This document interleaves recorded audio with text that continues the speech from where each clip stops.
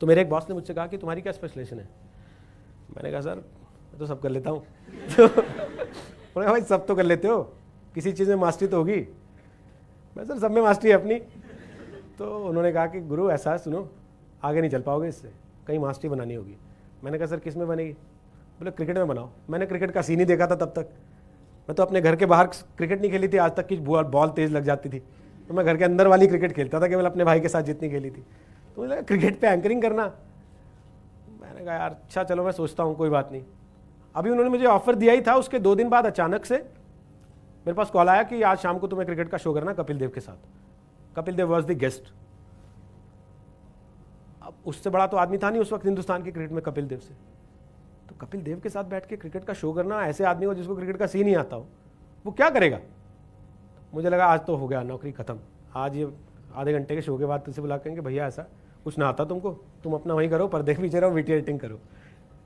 तो मैं कैंटीन से खाना खा के निकल रहा था, अखबार एक उड़ता हुआ आया, पैर के पास पड़ा, मैंने उसे पाँव मारा तो वो उड़ के मेरे ऊपर ही आ गया। किसी ने ब्रेड पकड़ा, खाने के बाद फेंका होगा। तो उस पर रवि शास्त्री का कॉलम था, कायदे से 2-3 दिन पुराना ही अखबार था, और सबसे अच्छी बात हिंदी में था। तो वहाँ कैंटीन से न्यूज़ रूम तक जाते जाते मैंने पूरा पढ़ लिया, और पूरा पढ़ने के बाद मुझे लगा अच्छा तो मुझे काफ़ी कुछ पता है क्रिकेट के बारे में, इस पर तो मैं कर सकता हूँ।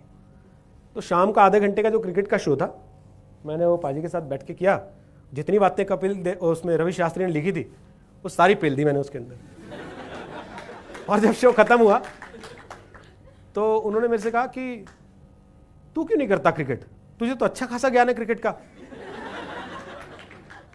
मैं अब उनसे क्या बोलता? मैंने कहा सर मैं क्या बोलूँ इसमें, आप बोलो इन लोगों से, आप बोलोगे तो हो सकता है ये मेरे से करवा लें, मेरे को तो कोई दिक्कत नहीं है करने में। तो बाहर निकलते ही उन्होंने मेरे बॉस से कहा यार तू ऐसे मुंडे ने कराया करना, इसको बड़ा आता है क्रिकेट का यार, तेरे बाकी लोग तो मेरे से ही पूछते रहते हैं क्या पूछना है। तो हिंदुस्तान का सबसे बड़ा कप्तान आपकी पैरवी कर रहा है वहां पे खड़े होके, और आप सोच रहे हो कि यार मैंने गलत किया या सही किया।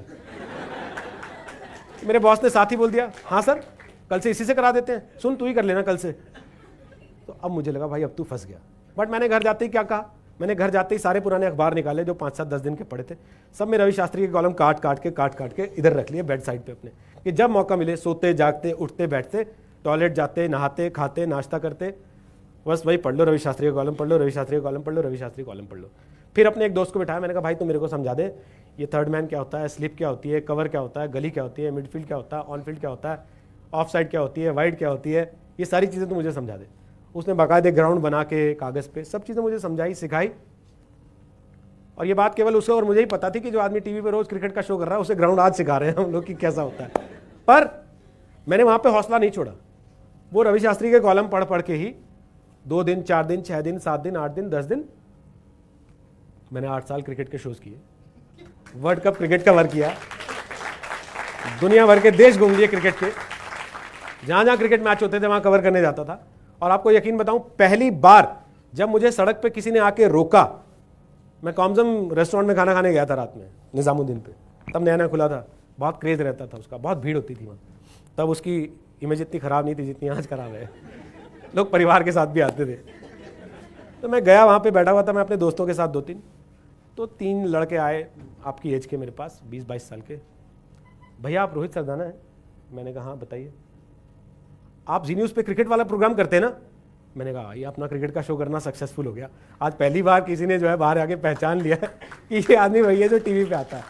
आप सोचो मैं जब अपने घर से निकला था तो मैं ये थॉट लेके निकला था कि भाई आप जब बाहर निकलो तो लोगों को आपको पहचानना चाहिए। तब वो 2006 में जाके 2007 में जाके मुझे लगा 2008 में जाके कि हाँ भाई अब उस दिशा में आपने बढ़ना शुरू कर दिया।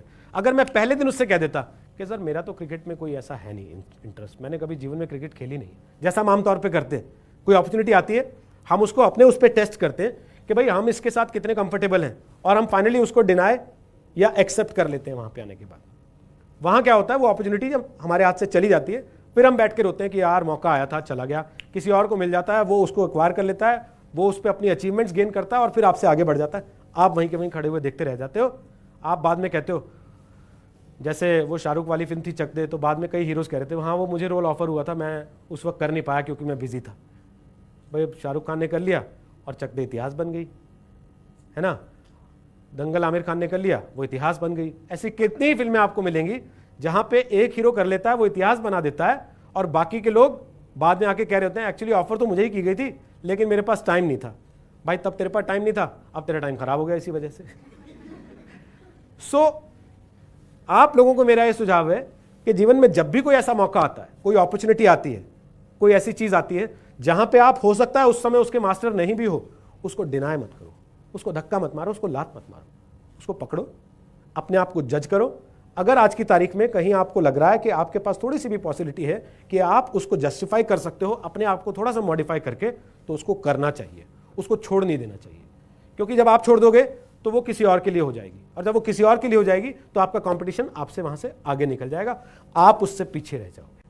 तो मैं आप लोगों को सिर्फ इतना ही आज ये कहना चाहता हूं कि हम लोग बहुत सारी चीज़ों में, बहुत सारे मौके आते हैं जीवन में जहां हम बहुत छोटी छोटी बातों से कि अच्छा इसने ऐसा कह दिया, उसने वैसा कह दिया, इसने तो मेरे मन का नहीं कहा, मेरी मम्मी ने ऐसा बोल दिया, मेरे पापा ने ऐसा, हम उन चीज़ों को जाने देते हैं और फिर बाद में हम पछताते हैं।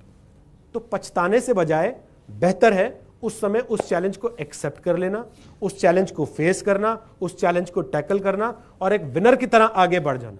जब आप एक छोटे से चैलेंज से भी जीत के आगे बढ़ते हो ना, तो अगले चैलेंज के लिए आपका कॉन्फिडेंस 100% बढ़ जाता है। फिर सामने कोई बड़ा चैलेंज भी आता है तो आपको लगता है कि ठीक है, जब मैंने वो कर लिया था तो ये क्या चीज़ है, मैं ये भी कर ही लूंगा। और जब आप ये सोचते हो ना कि मैं ये भी कर ही लूंगा, तो फिर आप कर लेते हो। फिर कितनी भी दिक्कतें आए, फिर कोई आपको रोक नहीं सकता।